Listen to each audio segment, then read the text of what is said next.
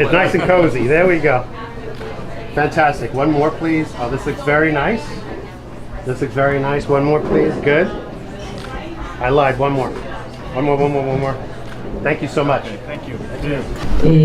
Thanks to IPI and to PGA LabJack for allowing me to convey this message through a video, since I cannot make it to New York due to a conflicting commitment.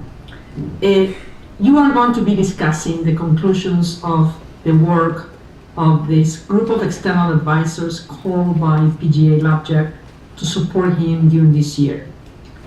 You have seen for sure the document, and you will have the opportunity to dwell into more details through the friends and colleagues that are present there. I want to emphasize only two aspects. First, this was a creative, personal initiative by PGA LabJack to call on a group of people who know the UN, who care about the UN, who understand the intrinsicies of the UN, to support him as a sounding board and to provide different perspectives on issues that he felt were important to put before us. This was very important, and I believe it was an enriching experience for all of us, and hopefully it also enriched the views of PGA. But secondly, I think that this, which was a personal initiative, should be considered under a different light. We should think about how to institutionalize such an initiative so that PGAs that take on board a one-year responsibility, which is broad, is difficult, that has issues of a very, very different nature, can resort to a group of people who, as I said, not only care, but do not have a vested interest to promote an issue in a certain direction. My sense is that there is value to think about this idea. There is value to consider the experience of this year, and that's what you're going to be doing today. So I look forward to seeing the conclusions of your deliberations. I wish you an excellent deliberation. I want to thank again IPI for this opportunity, and finally, and most importantly, I want to thank PGA LabJack for offering me the chance to participate. Thank you all the best. Thank you very much. Good morning to Mark. I just want to make one point when it comes to the relationship between the public and those at the top. Look at what happens there, and it's something which, in my view, as a former journalist, not enough those at the top realize how they can access now to people on YouTube and elsewhere, doing that on an iPhone or a Galaxy or something. And that's a real big change, and I come from an era when there was film and there was tape. Now it's a very different era, and I just don't think that enough is done when it comes to a stronger United Nations and a stronger General Assembly. It's also about stronger government and governance in many locations. That's a personal comment, but that indicates, look at the quality of it, look at the immediacy of it, look at the fact that she can do that in 3 minutes from her office or whatever without having to spend 3 days on a plane. That is a big change, and it's important when it comes to access. So let me go to the President of the General Assembly to make a few opening remarks about a stronger General Assembly and a stronger United Nations.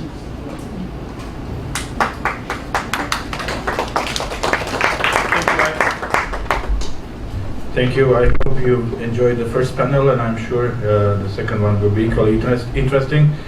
It's called A Stronger General Assembly for a Stronger United Nations, and believe me, I learned something about the General Assembly during this last year, not only from chairing or presiding over the General Assembly sessions, and we have had 112 as of today, and there will be a couple of more, and I presided over more than 70 of them.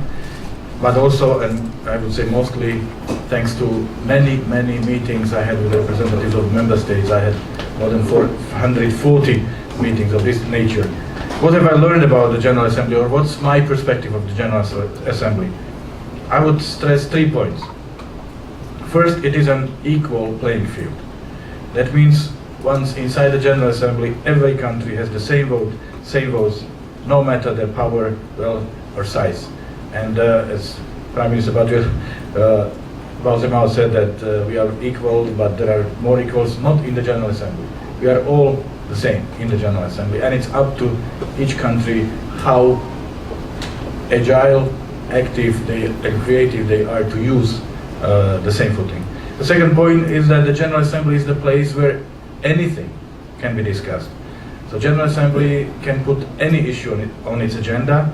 The agenda is very flexible, and looking back, you see that it has dealt with climate change, with development issues, with humanitarian issues, with issues of peace, with issues of human rights, and so on and so forth. So that means there is no limit for the General Assembly on what to put on its agenda. And third, it's also a global source of checks and balances, because the fact is that we have 193 viewpoints of different countries, making sure that the Assembly is focusing on issues that are important and relevant for this planet. There is no doubt General Assembly is probably the most legitimate international body, the most legitimate voice in this world, not necessarily the most efficient. Obviously, deliberations among the 193 are not always easy and simple, but the legitimacy is unquestionable. Looking back at this 7-second session, very briefly, what are the major achievements? The number one for me is the agreement on the text of the Global Compact for Safe, Orderly and Regular Migration. First ever multilateral framework addressing the issue of migration. It is yet to be adopted formally in December in Morocco, but the fact that 192 member states were able to agree on these documents means a lot. Second, I believe we managed to give attention and prominence to peace, and particularly the prevention of conflicts, which I believe is the essence of diplomacy. If we are unable to protect peace, then we can give up and leave out our work to the military people. And we organized a high-level event dedicated to peace in April, which was the highlight of the system, because we've dedicated a lot of our time and effort investing and promoting the issue. And as a matter of fact, my team put together a book which is dedicated to the peace agenda during the 72nd session. Some copies are available here, and you are free to take them with you. If anyone holds the copy, if you could just show to the public. Yes, that's the book. But there are more. If you are interested, you please contact my office, and we will gladly share the book with you. The third highlight is the promotion of Sustainable Development Agenda.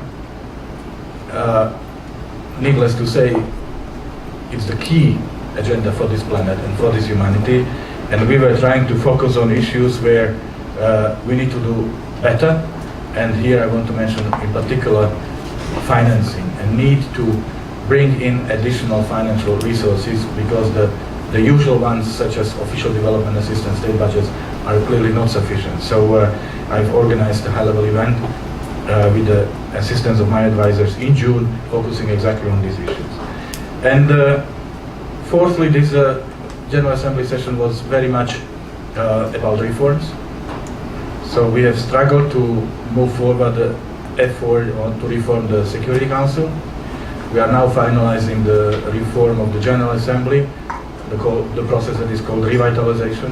And this is the process that produced transparent selection of the current Secretary General, transparent selection of the next President of the General Assembly. But we also processed 3 reform proposals submitted by the Secretary General: peace and security reform, UN development system reform, and management reform, and General Assembly delivered on all these. So these are, without going further into details, these are the 4 major achievements as I see them as a president. Now, let us talk about how we can make General Assembly even stronger, because the stronger General Assembly makes a stronger United Nations. And how do we see the future role of the General Assembly? Because it is the most representative international body, but how to make it also the most relevant international body. And this is what I really hope our panelists will help us to provide answers to this question. So I'm very much looking forward to our discussion. Thank you. Just before you leave the microphone, can I just ask you, have you seen significant change in your time in terms of process or anything else which we should bear in mind as we address this? One of the issues I feel very strongly is that regardless of all the excellent means of communication, we don't communicate. And we have less and less dialogue, and dialogue is, again, as I said, our working tool number one. So I've addressed this issue several times, and then someone told me, if you feel so strongly, why don't you do something?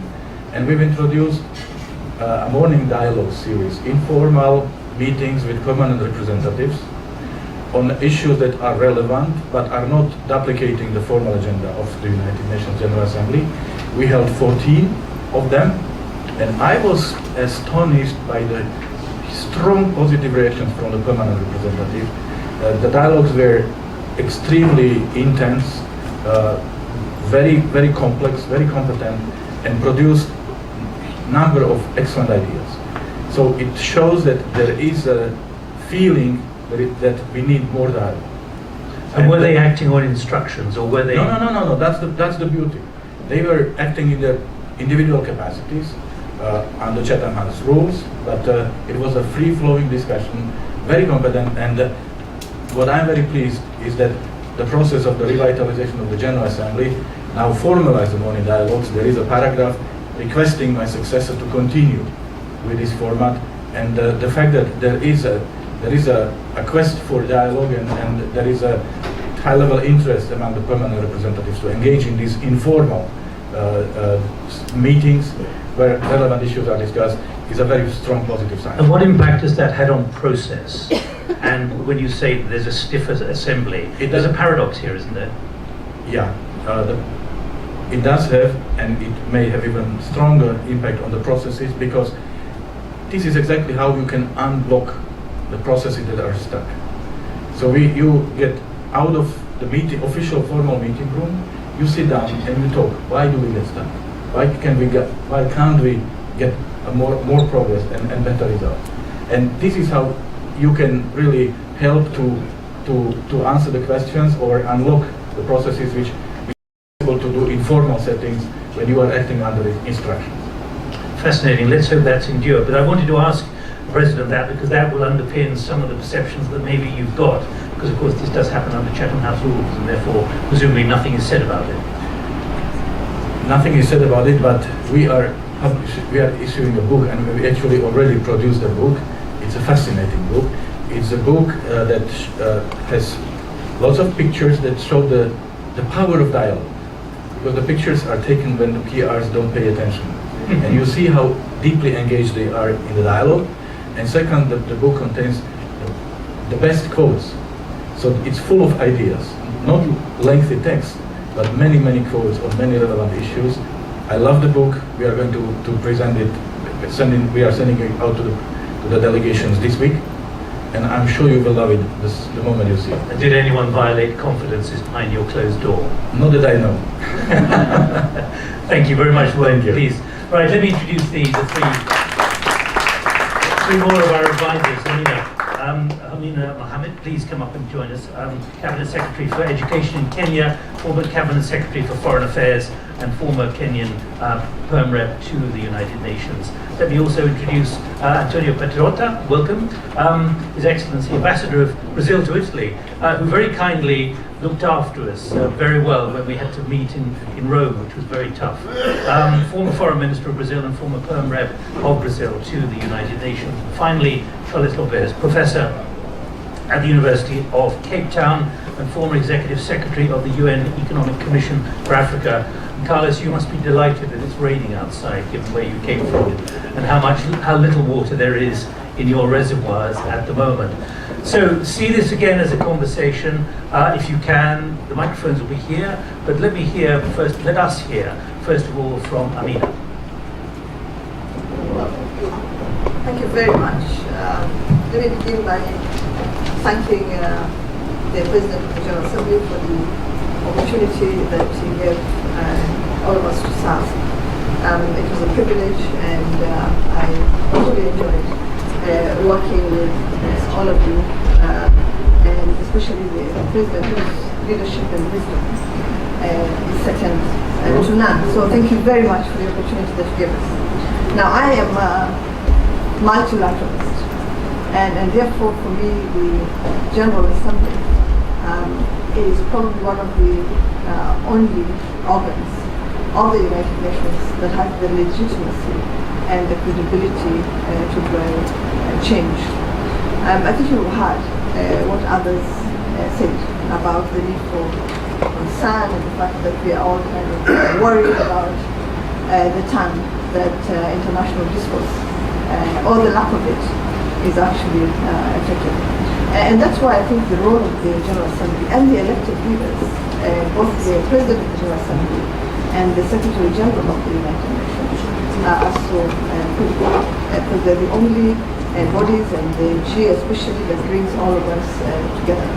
It allows us to think together, it allows us to make decisions together. Everybody is seated around the decision-making table, even though obviously some have more say than others, but at least it creates a much more level playing field than other organs, and specifically in the Security Council. And that's why I think that it should be continuously, not just revitalized one, but it has to be continuously revitalized, it has to be continuously strengthened, it has to be continuously reformed, and so that it can take into account obviously the new challenges that are faced by the international community, and provide answers to them. And how can we actually do that? First of all, it has done an incredibly wonderful job so far, and I think the President has told us what he was able to achieve in 1 year. Right? If we were to go back a few years, you find that apart from climate change and obviously the SDGs, there are other milestones in the work of the General Assembly. And the milestones were achieved basically because this is the only avenue that we have for proper dialogue, negotiation, discourse, and decision-making that is acceptable to everybody, because everybody is actually part of it. And therefore, their thoughts, their ideas, their concerns, their challenges, and the opportunities are actually explored together. So how do we then strengthen this body even further, although we all know that we have actually done an incredible job?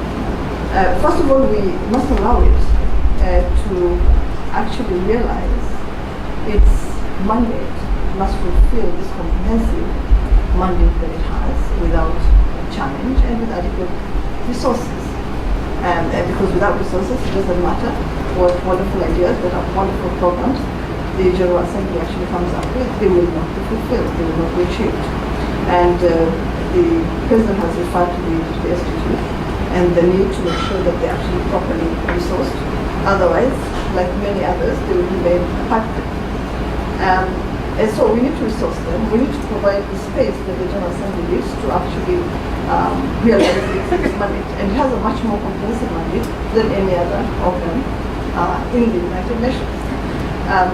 But again, because of mandate creep, right, some of the work that should be done by the General Assembly has actually been taken over by other organs.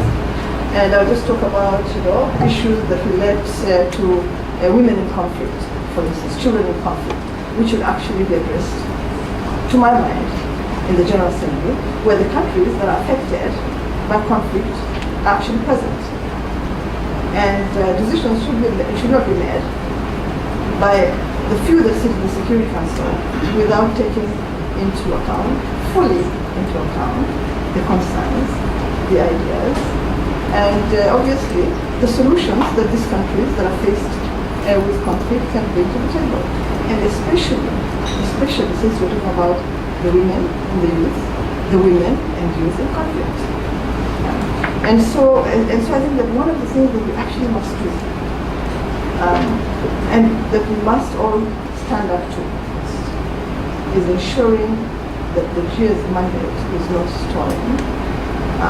Stolen because an issue either creates a lot of limelight and people want to be part of that, or it touches very, very sensitively on some of the actions that have been taken by those in the Security Council, and so maybe an attempt to even cover up some of the actions that, or the things that have happened in the development. And so I think it demands, and because this is again full membership of, and it demands all of us to actually safeguard and to build a firewall around the mandate of the General Assembly. There has to be much better communication between the elected officials and those that have appointed themselves to certain positions. And so the President of the General Assembly, Secretary of General of the United Nations, much more communication with the Security Council, but also the General Assembly, not the Security Council, the General Assembly with the regional organizations. And because the Security Council, to some extent, is already engaging with regional organizations. But the General Assembly is not effectively engaging with regional organizations, because I think that will actually enrich the work of the General Assembly. What else needs to be done? Maybe have a team led by the President of the General Assembly visit conflict areas and see for themselves and probably bring ideas back to the main hall of what is actually happening on the ground, so that they can influence the work of the Security Council, so that it's not only up to the Security Council to take positions on peace and security. After all, that mandate belongs also, more importantly, to the General Assembly. And so maybe what I'll do is, because I also believe very strongly that we have to have a good exchange of views. I'll stop there and allow others to come in. Thank you very much indeed. And Antonio and Carlos, this is for you as well to underpin your remarks. Do you think, that there's actually a recognition of a growing, what I'm calling a frailty and vulnerability of the General Assembly? We just heard from Mr. Lajczak that, in the end, it's become a stiffer process, a much tighter, constrained process, apart from what is introduced informally. But that question for all three of you, please, recognition of a growing frailty and vulnerability. Because if you want to make it stronger, you must accept that there is a problem. The General Assembly stronger. That was But acceptance that actually there's a growing frailty and a challenge to its relevance and its capability. I think there's a growing challenge to the frailty of all international institutions, if you ask me. Not just the General Assembly. In fact, given what has been said by the President of the General Assembly, the General Assembly probably delivered much more in this 1 year than many other institutions many other international institutions. So yes, there is frailty, but that's actually underpinned by that legitimacy, that credibility that the General Assembly has. But yes, there's frailty, I think, all around, and the reasons I think were told to us by those that were here in the first panel that we had. That in fact there is a tendency, I think, by the more powerful to ignore the virtues of multilateralism, and it's not just about the General Assembly; it's multilateralism in general. Thank you, Amina. Let's move on to Antonio, please. And let's have a deal here. If there's something you really want to come in with very quickly, please put up your hand and let's get the microphone to you so we can move forward on a particular point if it's particularly related to what one of the speakers has said. Antonio. Well, thank you very much, and let me start by congratulating the PGA for having put together this team that I think was a very worthwhile exercise, at least from my perspective. And I'll try to give a slightly different perspective from the one that your question implies. I actually believe that the General Assembly has enhanced its role over the past 10 or 15 years here at the United Nations with new initiatives by presidents of the General Assembly, greater possibility for civil society to express itself, and with certain very innovative processes that have influenced other bodies that were not used to being influenced by the General Assembly. And I'm thinking in particular of the 2030 Agenda for Sustainable Development. I remember very well as a Brazilian diplomatic official that 5, 7, 8 years ago, the people who dealt with G20 summits used to say, oh, you know, whatever goes on at the UN is of very little concern to us, we don't even pay attention. Yet after the adoption of the 2030 Agenda and the Sustainable Development Goals, this was the first item on the G20 in Hangzhou in 2013, if I'm not mistaken. So, you know, the finance ministry officials who used to feel completely shielded from what was happening at the UN General Assembly suddenly were paying a lot of attention. I would also like to question a little bit your comment earlier, and you're in a position of being the moderator now, but you also were a panelist before, to the extent that those in the UN are conformists. I think that the UN is actually made up of idealists. And the 2030 Agenda, again, is an expression of a desire by a majority in the international community, but not by any measure a consensus when it began, to try to introduce the environmental variable into discussions on development. This was not a simple process. It was not linear. It involved a lot of dialectic discussion, a lot of resistance on the part of many ministries and agents around the world, and yet we managed to do this. Why? Because of a certain degree of idealism. And I think the same idealism is to be found, for example, in the way that a nuclear ban treaty was adopted by the General Assembly, which was a very interesting process because it started with civil society. Governments around the world, like-minded governments, embraced the cause. The Conference on Disarmament in Geneva was completely paralyzed, and lo and behold, the General Assembly is successful in producing a text which is not universally accepted, as we all know, but which won the Nobel Peace Prize and has, I think, sent a very strong message in terms of delegitimizing the possession of nuclear weapons. So I could go on with other examples. There are examples that PJ Lychak gave on climate change. The Paris Agreement itself, you know, was to a certain extent the product of an initiative from the General Assembly. The more transparent procedures for electing Secretary Generals and now PGAs reflect also a capacity to renew and to look to the future. Now, having questioned the idea that the General Assembly is weak and unimaginative and lacks relevance internationally, I think there is one issue where the General Assembly has been a resounding failure, and that is in fulfilling its mandate to operate a Security Council expansion program.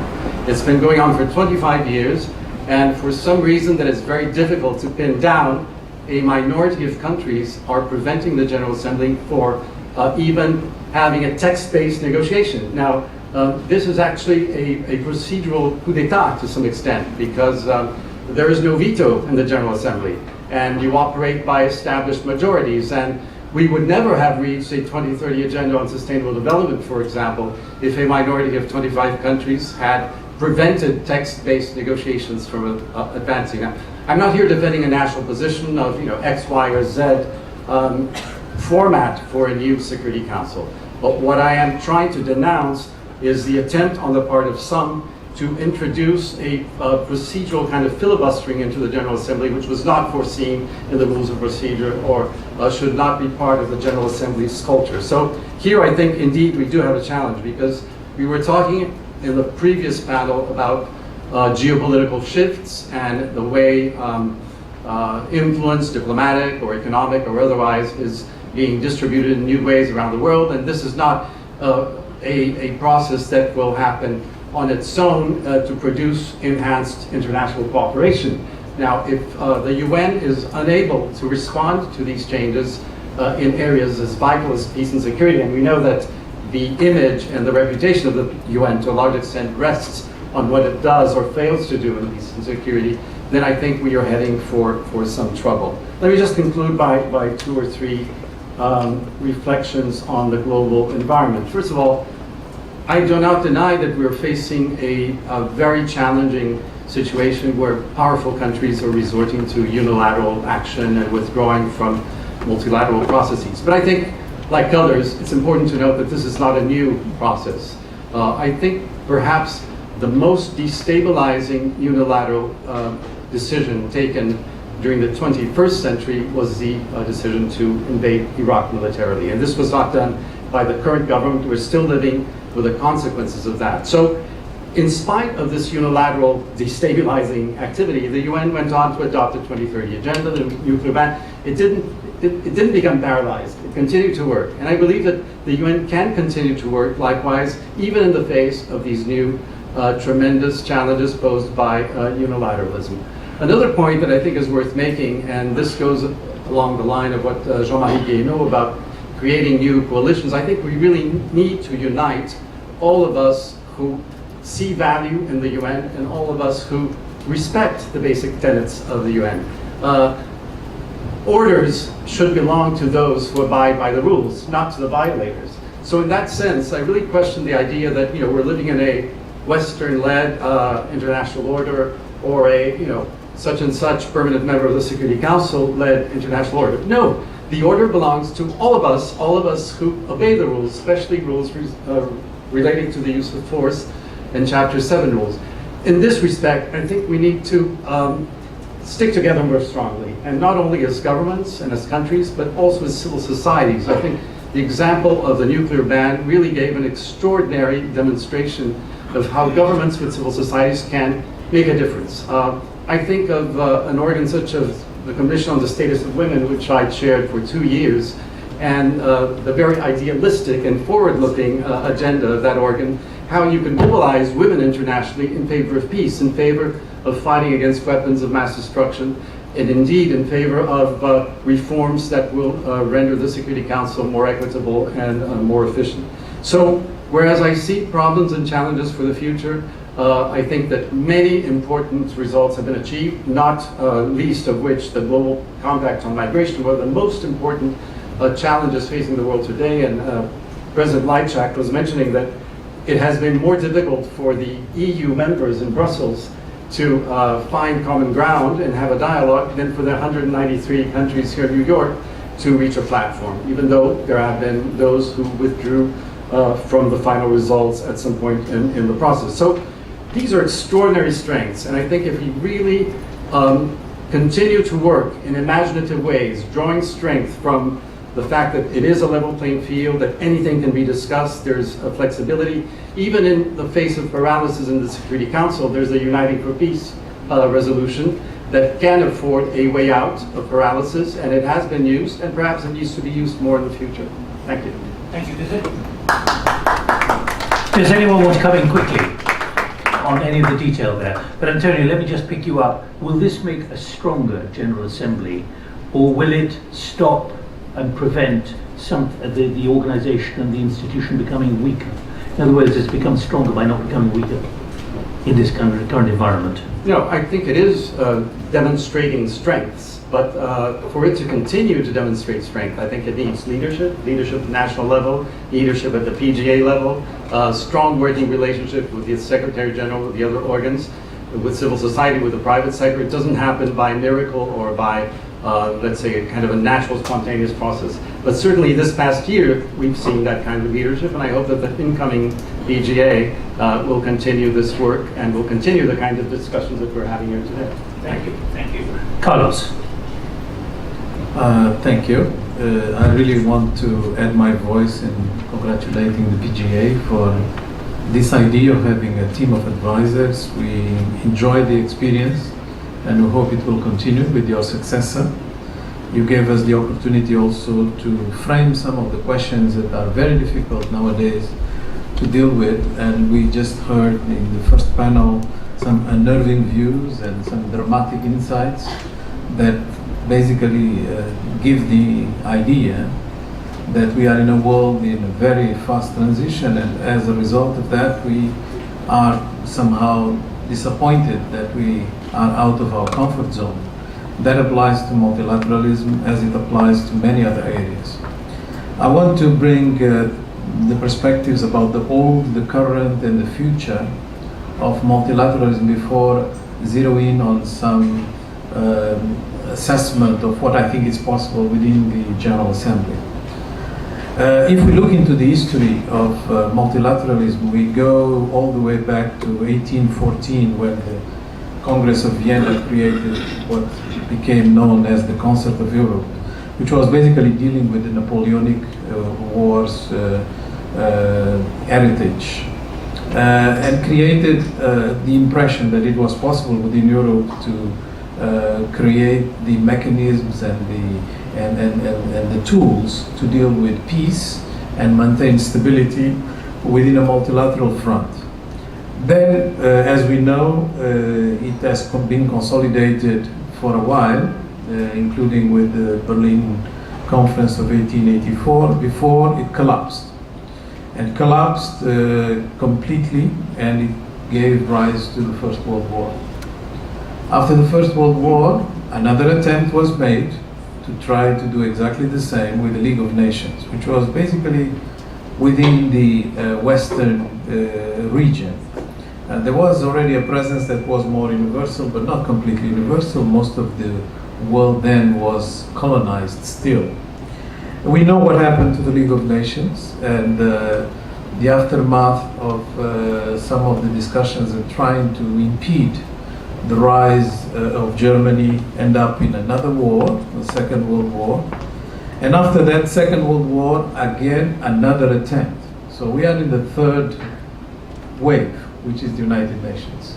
Now, this third attempt is basically demonstrating symptoms that are very known from the previous two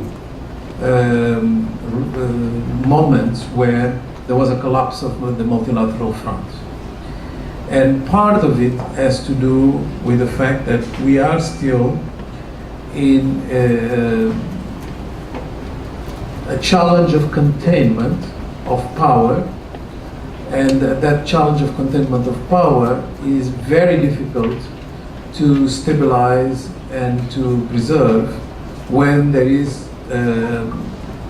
on the part of the main powers, a lack of interest in pursuing the multilateral front. So when they have unilateral agendas that become more important than their engagement in the multilateral front. And this has been, for all this time, mostly a Western construct that has been expanding. And the United Nations is by far the most universal attempt that we have had. And the engagement has been very genuine and congenial on the part of other parts of the world that became independent and wanted to be part of this family.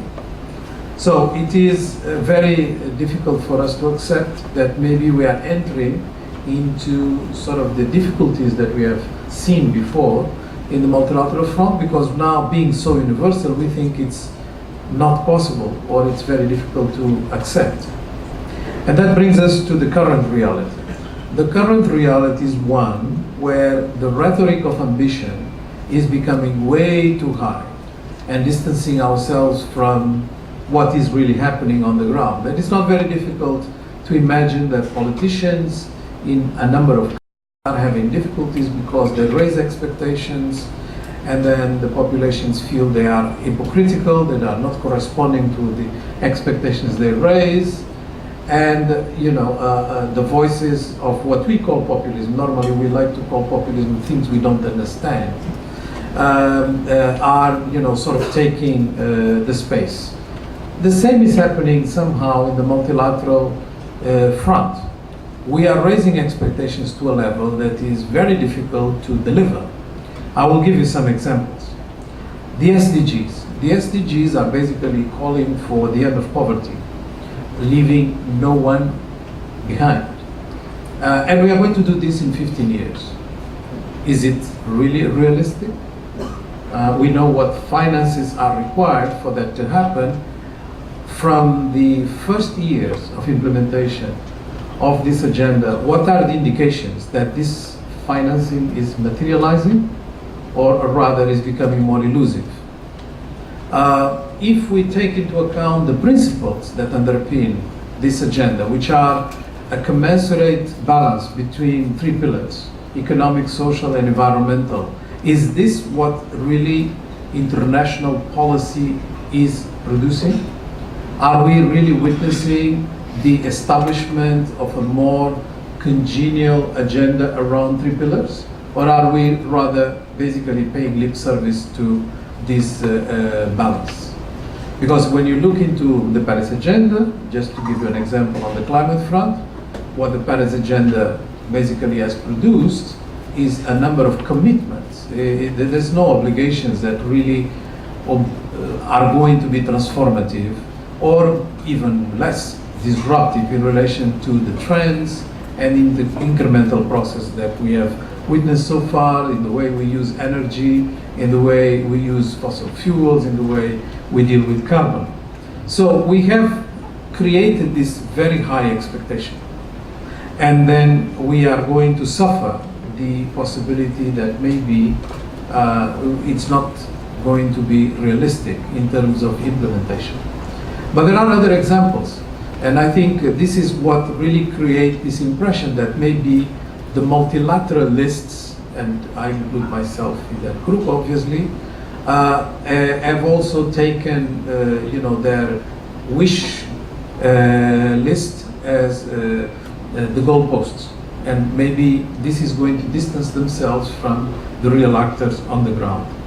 And then we have the future. The future is going to bring us some very disruptive developments. The most important for me is actually the demographic.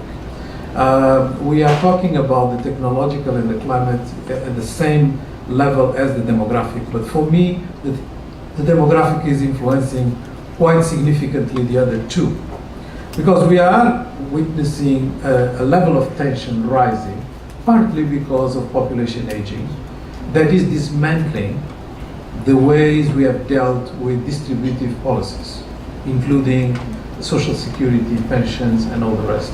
So countries cannot afford the established, more comfortable policies that they have implemented for quite some time. And they are not keen on admitting that part of the reason is because of population aging.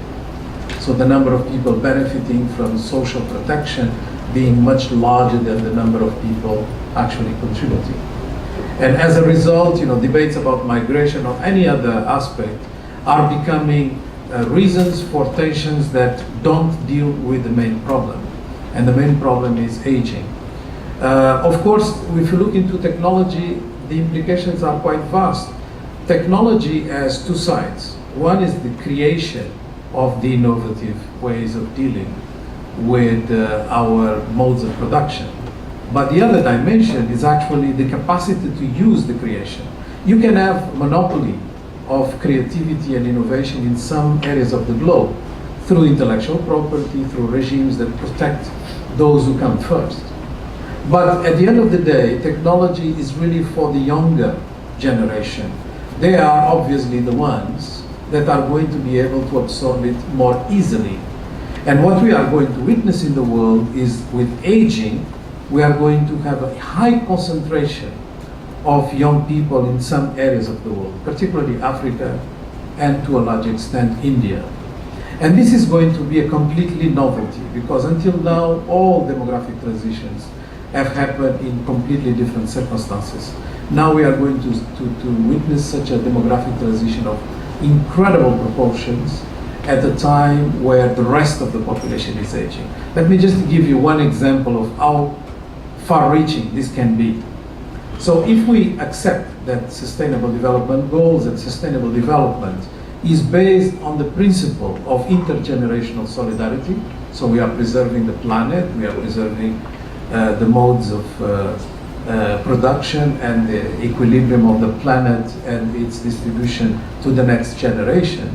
Imagine what is the expression of that intergenerational solidarity if most of the young people to whom you have to preserve these things for are not actually in your region, are going to be somewhere else. So it can no longer be exercised at the national level, it has to be exercised across the planet. So you'll have to have a relationship with Africa that is based on the fact that it's going to have the youngest population and about 2 in every 3 young people by the end of the century. Now, if you look just from the depth perspective, the entire depth of Africa right now is equivalent to the depth of Denmark, which is a country of less than 6 million people, and we consider it to be a disaster. And we are talking about 1.2 billion people. You can see how the system has become completely obsolete in relation to level of expectations and the reality on the ground. And this is the type of transitions that we are going to witness we are going to have access to technology that is going to empower ways of working that are completely different from the ones we are used to. We are going to see the rise of China and other countries that are uncomfortable with the fact that multilateralism is not really being preserved because they have been benefiting from it. And we are going to see countries that right now appear very powerful, like Russia, having an incredible shrinking of their population. Japan also the same. So, Carlos, can I interrupt, because you've given us a lot of points here. But what are the implications for the General Assembly? Well, that's my concluding intervention.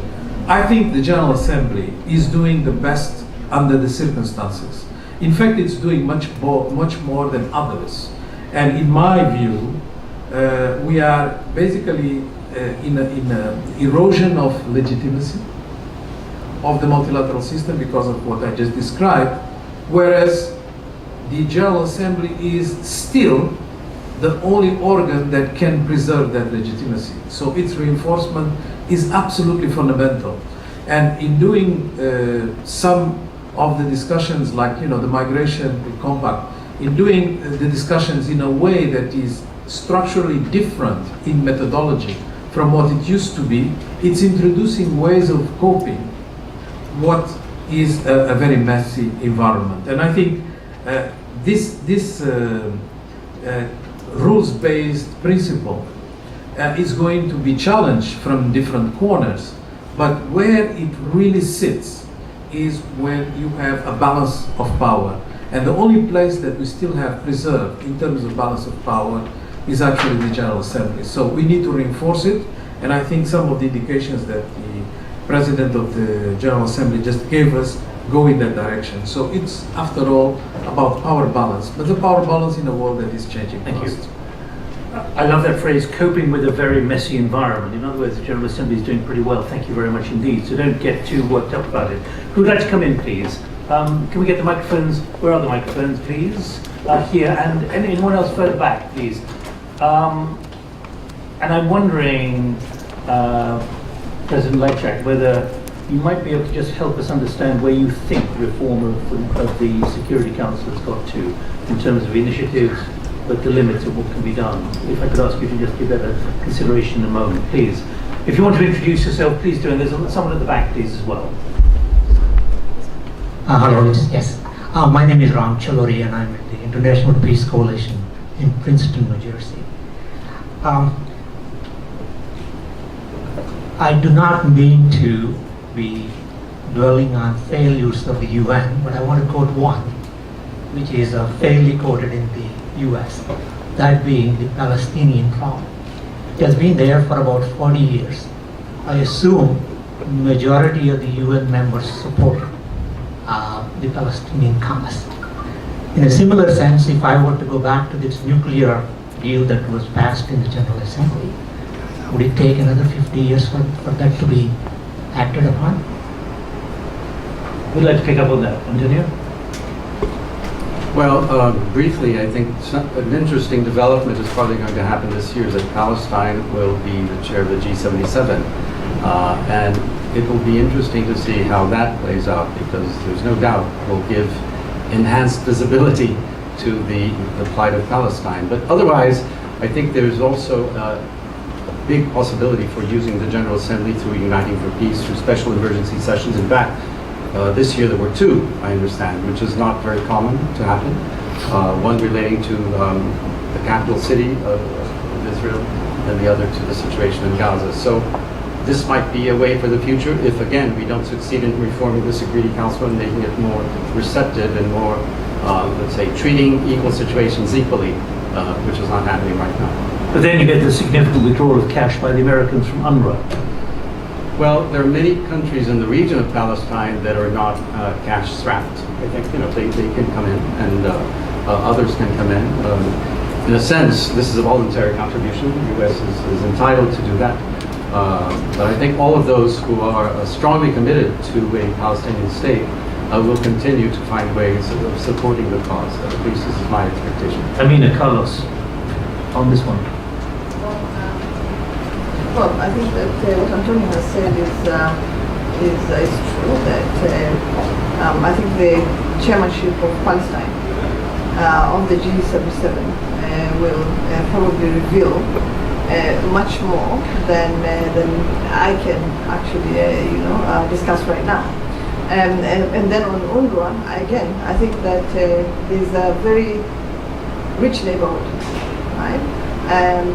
That should actually come in and support the children of Palestine who will not be able to go to school and will not be able, right, to do the things that they have done for many years because of the withdrawal of these resources. So I'm expecting others to come in. The Europeans, I think, have already indicated that they will be supporting UNRWA. And so we actually look forward to others coming in and doing what the US has been doing. Carlos? I think. Okay, sorry. One quick point. I think history matters, context matters, and this is a very good example of how you can actually have expectations that do not correspond to reality. So some of the most intractable difficulties that the UN has faced over time are basically trapped in the history of what these issues have been in the UN, but even before the UN, how they landed in the UN. And Palestine is very much a good example that demonstrates that history does matter, and we should be more careful in the way we expect the UN to solve some of the issues. Let me keep driving you forward on a stronger General Assembly for a stronger United Nations, please. Thank you very much. My name is Alana Openshaw. I work for the International Service for Human Rights. A quick comment and then a question, if I may. I think that safeguarding multilateralism will involve generating popular support for the system. And too often the General Assembly outputs result in no change for people's lives on the ground. We meet many people who understand that resolutions are produced, but the content of that resolution is never implemented. So I do believe that states need to look to that if you actually believe that multilateralism should mean something. My question relates to civil society. Often we hear states say very positive things about the participation of civil society, which is of course welcome. Unfortunately, all too often civil society is kept out of United Nations spaces. So my question to the panelists is, in your dream world, what would civil society engagement with the UN, and let's say the General Assembly as an example, what would that look like? Thank you. Amina. Maybe the first question, because that was basically she was commenting, right? I don't think that we continue with the business as usual, right? And I agree with you that we must speak up if we actually truly believe, as I do, my colleagues do, in multilateralism, then we must speak up for multilateralism. We can't all be silent and then get up and blame those that are trying to disrupt the system in a negative way, and those that are pulling out of the system. So we really have to speak up for what we believe in, which is that multilateralism actually works and has worked for us. And yes, there have been hiccups here and there, but that is normal even in our national settings, that you have hiccups. Can I just speak up or stick up for multilateralism?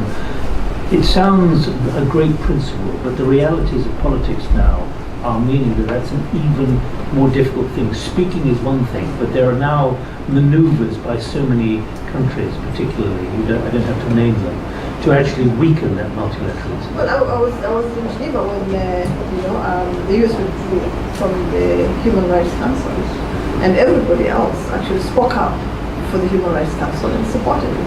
And I think we probably just need to do more of that. One moves out, 100 and something remain in there, and I think that's a larger number of voices than the one that is open. So we should do that much more often. I think we all spoke up about the withdrawal of the US from the Human Rights Council, especially recognizing that the declaration was actually drafted right here in the US. And so I think we should speak up, much more than we actually do. And we actually do that in Africa. we talk up multilateralism.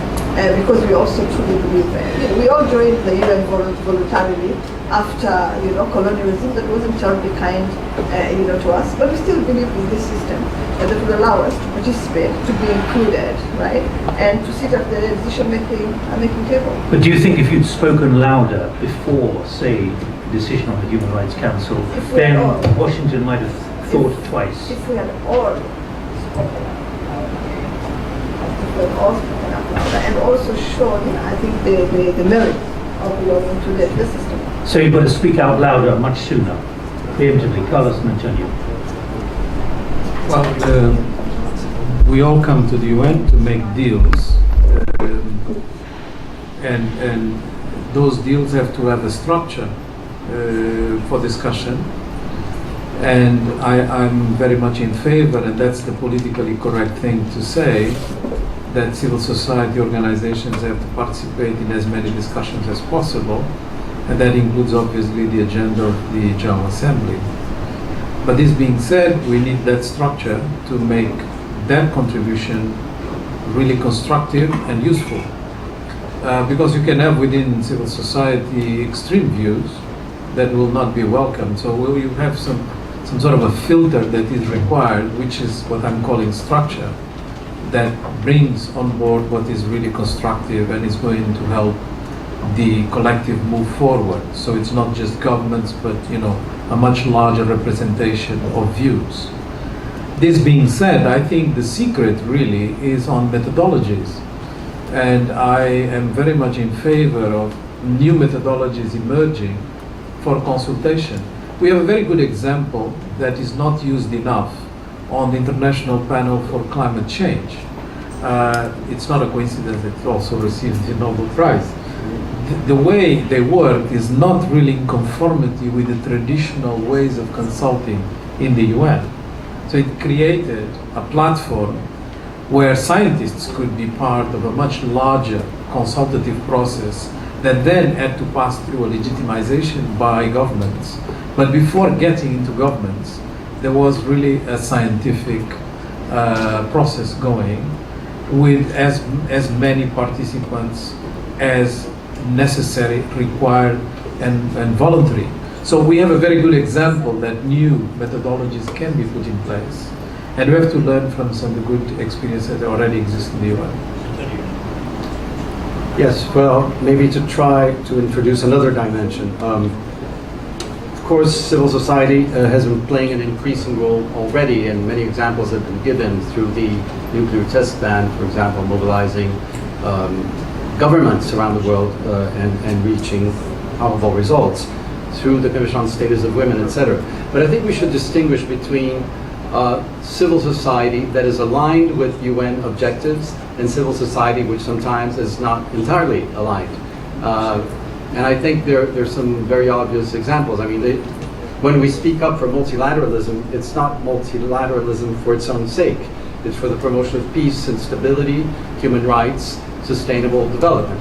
And yet there are gun lobbies, for example, that are part of civil society. They go in a different direction. Or you could even, within CSW, for example, on the status of women, there are very conservative groups that are also organized as civil society, and they're trying to prevent progress in, let's say, the majority, what the majority would like to see. This, I think, introduces a certain need for awareness of the complexities of the dialogue with civil society. I'm all in favor of enhancing the possibilities for interaction, and as chair of CSW, I try to do that with civil society because I think by and large they are progressive, they're working in alignment with UN objectives, but also being careful to retain the intergovernmental nature of the organization, which is ultimately the way that societies will come to change laws and adapt and align themselves with many of the objectives of civil society. And one of the aspects of the SDG, the Sustainable Development Agenda, that we fought for including as Brazil, and I'm glad that much of the language does include this, is the idea that you're not only supposed to abide by existing laws. In many cases, you should try to change legislation, whether it's on gender equality, whether it's on education or other issues. And this is where also civil society can help governments to implement those changes. It's not only through activity in the corridors of the United Nations or by lobbying here at the UN. Thank you. Thank you. President Lajczak, can I come to the Security Council issue? Can you help us understand where you think it's got to on the technicalities? There does seem to be this sort of sense of a lot of mud. Things have got stuck. Can you help us understand a little bit for those who are not following every single minutiae of this issue? I've said several times that the General Assembly is the most representative organ, and that's true. And this cannot be said about the Security Council, because it is widely recognized that the Security Council reflects the realities of 1945. And as the world is changing, for all the international organs to stay relevant, they should also evolve. And this has not been contested. There is an understanding that the Security Council should, in its composition, be more reflecting of today's realities and the shifts in balance of power. But there are then very different views when it comes to how many members the new council should have, what should be the status, the full permanent membership with veto powers or permanent membership without veto powers, extended membership. So there are logical questions that are being discussed. And then there are a group of countries who believe that, as Antonio put it, that similar to other UN processes, the text should be presented and the negotiation should continue on the basis of the text. While there is another group of countries who believe that it would be premature to put a text on table because we need more time to engage and to clarify these basic issues, and that tabling the text could actually be disruptive to this process. Both schools of thought are legitimate. What is important is that the one school of thought is not trying to suppress the other. And this is exactly why I called at the beginning of this session for two things: credible process and meaningful outcome. Credible process means a genuine discussion about these complex issues. The process that every member state can believe in and know that this is the process. It's not a proxy exercise, it's a real process when these issues are discussed. And I do believe that we got a credible process. Meaningful outcome is the outcome that when you look back, you see that we have moved the process forward. And this is obviously for member states to judge how meaningful the outcome was, but the fact is that the result of our work this year was adopted by consensus by the member states.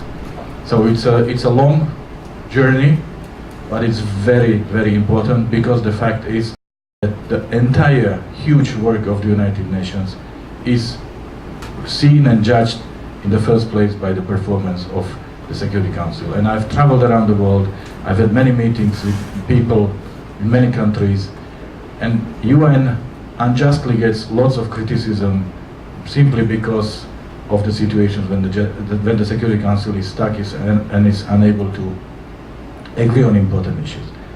And look, in this 70-second session, I'll give you two examples that show how powerful the Security Council is when it can agree.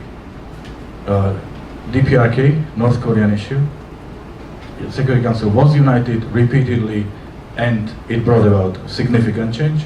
And also the issue of Myanmar, where we had unity, and as a result there were important shifts in addressing the tragedy of Rohingya people. Of course, there are moments where the Security Council was unable to act in unanimity, and then obviously was criticized, and unjustly also the rest of the great work the United Nations is doing. Thank you very much. We've got 15 minutes. We're not going to resolve the Security Council issue, but let me ask you to dig into your resources of initiative and insight here, all three of you. How can we take this forward? Is there something, you have the luxury of not having to negotiate this, but is there something which could be a real kind of nirvana type of moment where this could suddenly produce something different? All three of you, I mean. I come from a continent that is totally not represented in the Security Council, at least not in the permanent membership. It's a temporary member for 2 years from time to time, but even as a non-permanent member, it's not allowed to fully participate in the debates, the discussions, the decisions that are made in the Security Council. So yes, I totally would like to see a reform of the Security Council to include those from the continent whose issues are discussed day in, day out. In fact, they always, almost continuously form 70% of the agenda of the Security Council. If that happened in the 50s, that would still be understood because we were colonies. We're no longer colonies. We demand a place at the table. We will only get that place if the Security Council is reformed. At the moment, we are obligated to carry out its decisions and execute them and adhere to them. And yet we actually have absolutely no participation in them. So Can you see a way of breaking that? well, the reforms must move forward. I don't agree with this whole issue of rejecting negotiations from proceeding. And this has been going on. I was here in the 90s, and this discussion was ongoing. It's still ongoing. I don't know how it's going to be broken, but I think maybe one way is for the rest of us to actually reject to implement the decisions of the Security Council, so that there's an understanding that we too want to fully participate in the deliberations and in the discussions in the Council. I don't know how democratic it is to force me to implement a resolution that I had absolutely nothing to do with, and that I may not even agree with. Iraq has been mentioned, but there are many others. There's Libya, the things that happen on our own continent, where the decisions that we had made were completely ignored. The wisdom that we were bringing to the table was completely ignored, and yet in the end, what happened was that it was proven right. So we want a place at the table. The only way we can get that place is through the reform of the Security Council, and I think especially now, given what Carlos said about the demographics, it becomes even much more urgent to ensure that the reform of the Security Council is carried out. That, in a way, also would ensure that the GA gets strengthened if we reform the Security Council in a way that gives all of us a voice. Antonio, you have the luxury of being a leading diplomat still serving,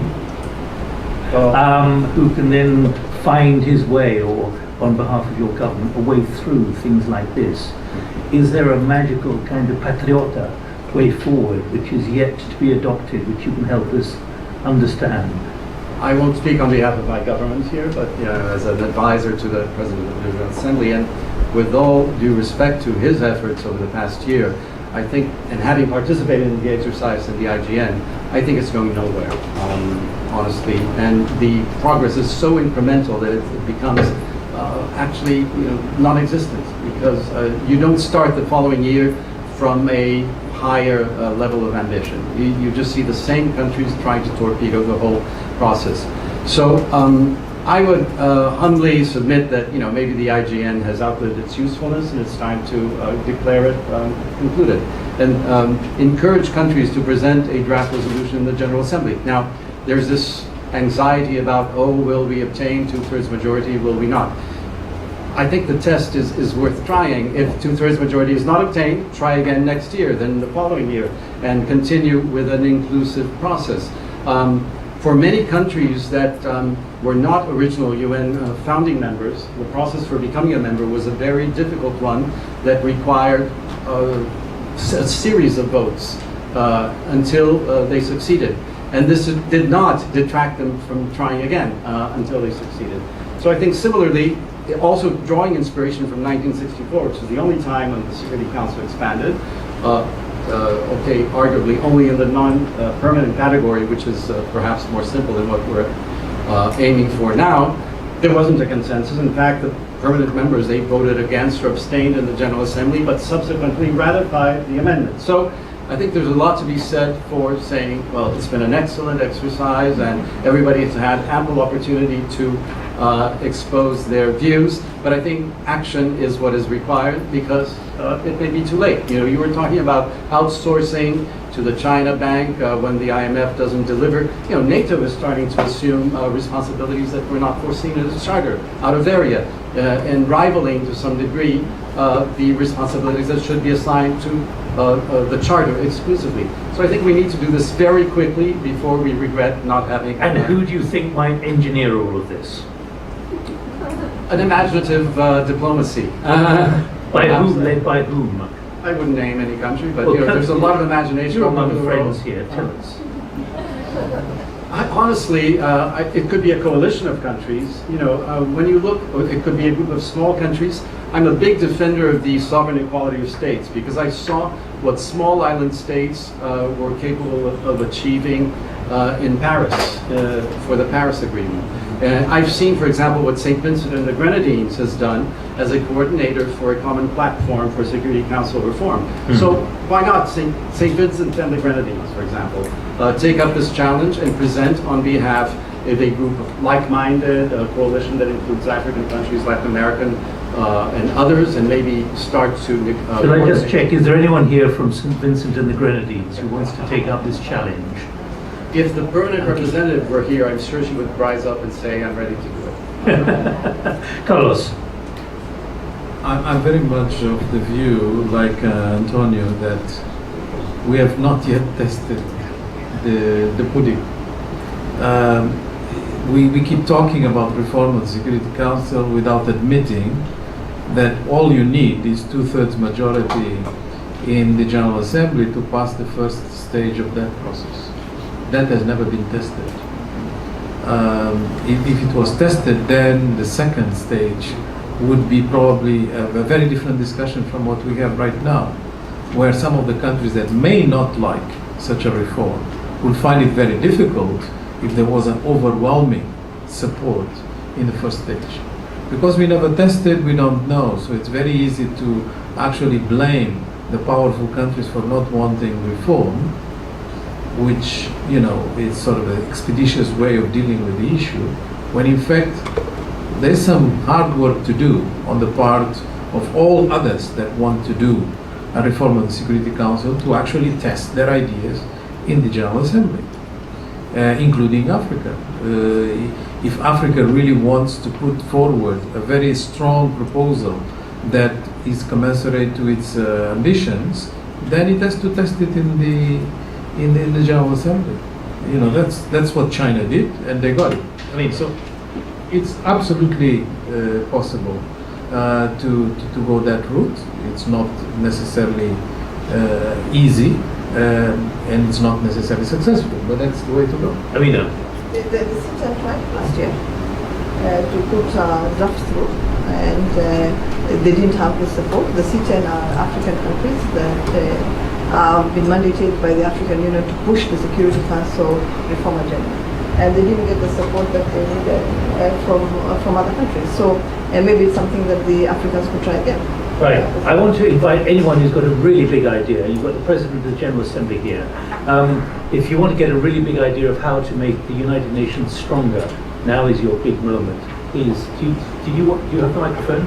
I'm not sure this is what you want to do. It's a great idea. And did I see another hand go up there too? Yeah, okay. We've got 5 minutes to run, so be brief. Okay, so as you know, this is being streamed on Facebook. We have nearly a dozen comments representing indigenous people of Biafra, and I don't know if this forum can address this issue, but they just want to draw attention to the situation in the country and the persecution of Christians, and they're asking whether the United Nations can do something about this. A second question was about the Uniting for Peace resolution. Would the General Assembly see this as an opportunity when the Security Council cannot take action? Will they utilize this historic option that has been used in the past? Thank you. I don't think we're going to get answers there about stronger United Nations, but I think it's tremendous that you're getting those kind of comments from places like Biafra and places like in something like this, the fact that they can communicate directly without any mediation or curating. Does anyone want to come in? Because there's another question over there. You've got the microphone? Yeah, thank you. Then I'm going to go to President Lajcak. Yes, thank you. This is going to be clearly a case of exceeding expectation or whatever. No, thank you very much. Naja Saidan, I'm the representative for the International Organization of La Francophonie to the UN, and I just have very quickly 3 points to raise and maybe have your views on. One is because this is a case of every state being equal or all states being equal within the General Assembly. I think there is a need to really look at the issue of the capacities of member states to engage. We have member states to the UN that have missions of 3 people with an additional language barrier when they communicate with their capitals to engage fully in the discussions, and I think that is something that needs to be looked at in a different manner. The other aspect is one of technicity, and I think that meets a bit the previous discussion we had both on conformity and the technical capacity, and there I think the General Assembly could very ably engage with not only regional organizations but also linguistic organizations and other organizations that are that are present at the UN in helping these technical discussions happen to support the engagement of member states, because what we see is very often that our member state representatives and our member states in general are completely overwhelmed by the complexity of the discussions, the number of meetings, and the whole processes that are there. So, and my last question maybe would be if you have any ideas on, because what we're talking about is really basically a drastic change in the system, and linking up to what Mr. Goring was also saying in the previous panel, how do we actually address the fact that most of the unblocking of the situation happens outside and outside the limits of instructions from the capital.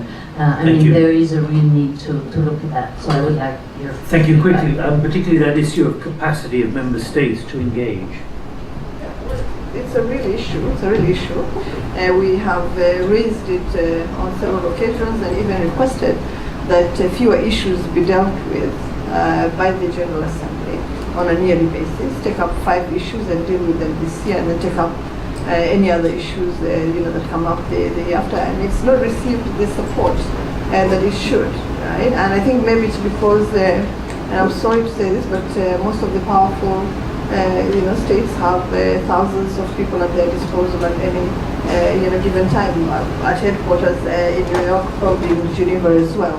And so they don't actually feel the pain of not being able to represent your government, your country in all these sessions. It's only the wearer. Time is pressing here. It's only the wearer who knows where the shoe pinches. So I would support that call that we continue pressing for fewer issues to be discussed at the General Assembly, so that we can all participate as effectively as we must.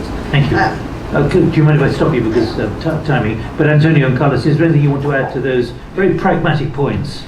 Well, actually, I wanted to say just one word about Biafra, by saying that managing diversity is really a challenge, not just in Africa, but everywhere. And I think it's very important for us to do much more in terms of managing diversity and accepting expressions that are not in conformity with the majority. And this is one of the areas where democracy has been really failing. And Jean-Marie Guénaud was just mentioning in the first panel that democracy should not just be about elections, and electing leaders. It's about this whole range of values and systems that includes managing diversity properly. On the issues that were raised, I wanted just to pick on the language one. I think the language is an area where the developments of technology are going to be fast and furious. Algorithms and artificial intelligence are going to be able to translate everything in just real time. It's already happening. If you go to China and you try to buy something, the shopkeeper is going to give you in a tablet for you to talk to the shop, to the tablet, and then it translates into English.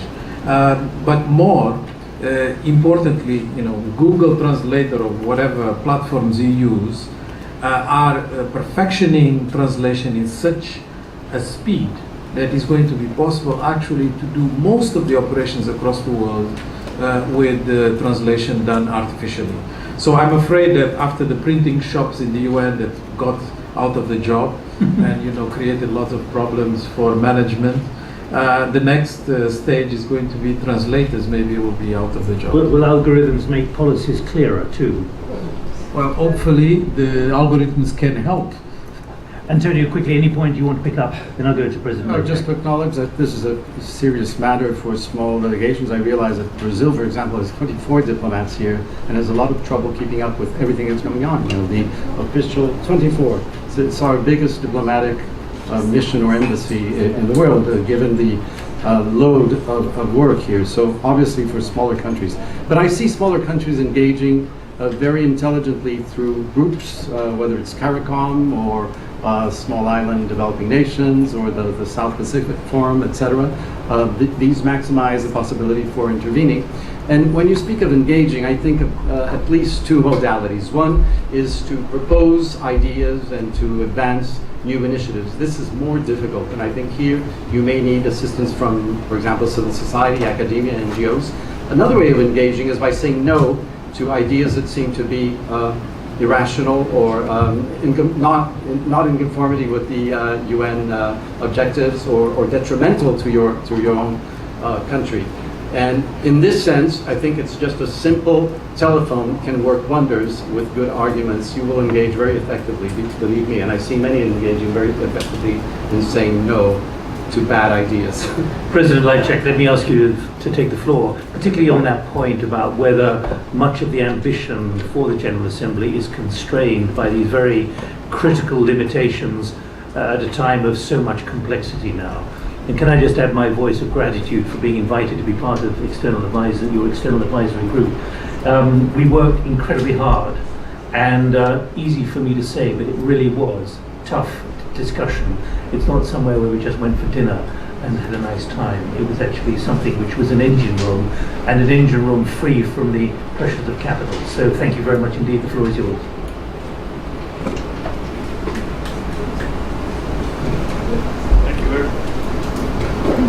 Thank you very much, and thank you for your vivid interest in the subjects discussed.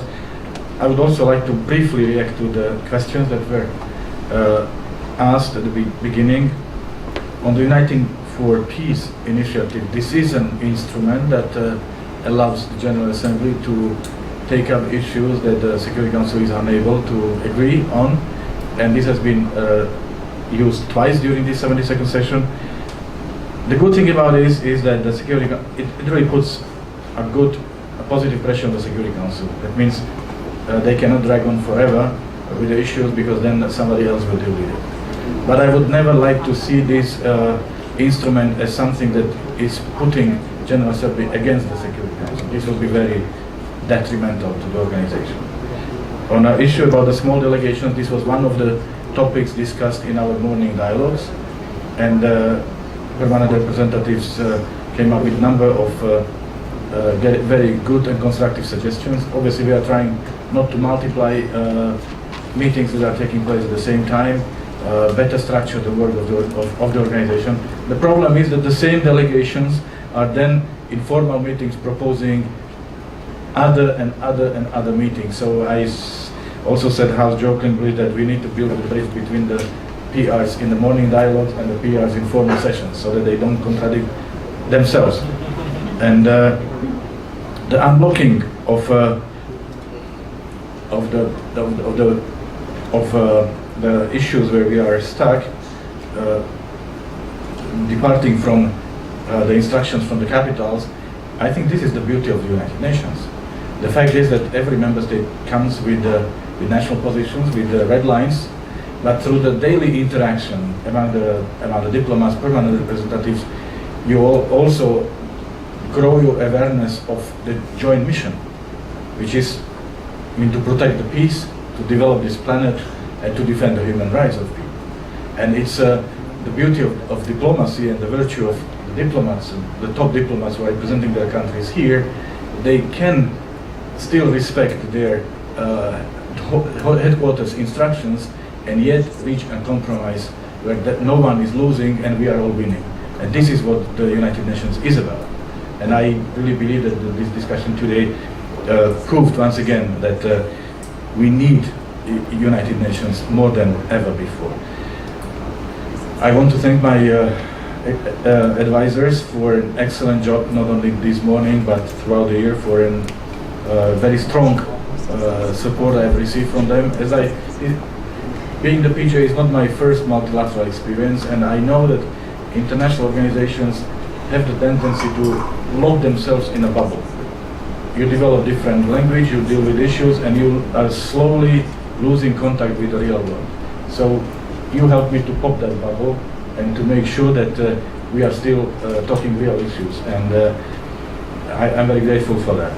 Second, a report was mentioned here, and I'm again very grateful to my advisors that they put together their report. It's their report on the issues that we have been discussing and we have dealt with.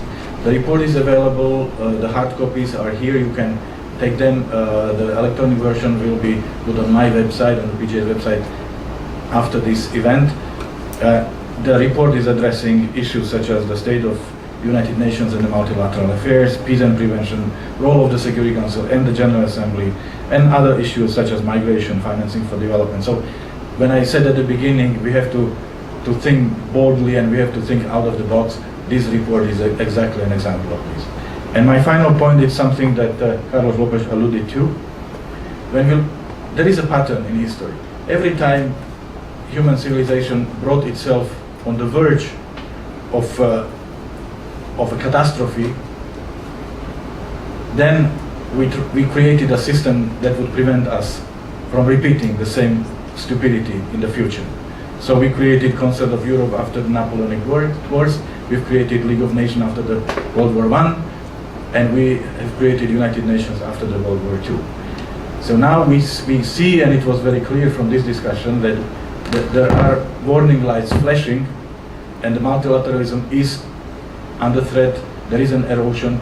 So the question is, do we need another catastrophe to understand that there is no better protection for this civilization than a rules-based system using multilateral organizations? And I hope that we have to talk about it to avoid the worst, and this meeting today was, I believe, a very important contribution to our discussion. So thank you once again for being part of it, and thanks to IPI for hosting this event. Thank you very much.